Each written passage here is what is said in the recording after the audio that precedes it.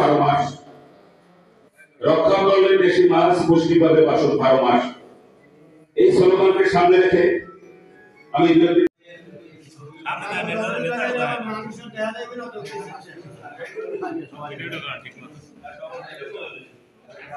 শেখ মোহাম্মদ ইলিয়াস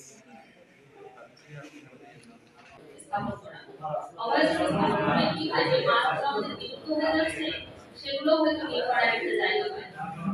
যেমন দেখবেন সরিষা মাছ কিন্তু এখন আর নাই। সরিষা মাছ কোথায় নিয়ে যায় জানেন? সরিষা মাছের যে আপনারা কচুরি বানাতে কি বলেন যেন? টগর বলে যেগুলো। এগুলোর গোড়া তারপরে এগুলোর পাতা এগুলো কেটে হচ্ছে এখন নদী।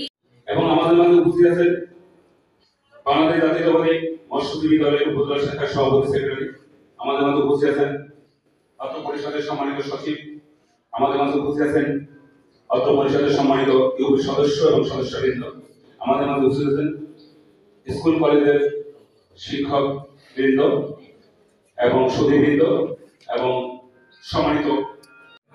আমি বলবো আমার পাশে কিন্তু যশোর বেনাপোল আমাদের কিন্তু পুকুর আছে, বলতে গেলে পুকুরও এখন নাই। আপনাদের তো বরং আপনারা সৌভাগ্যবান যে আপনাদের ইউনিয়নের পাশে একটা নদী রয়েছে, চাইলে একটু চাল ফেলা যায়, চাইলে একটু মাছ তুলে আনা যায়, যেখানে আসলে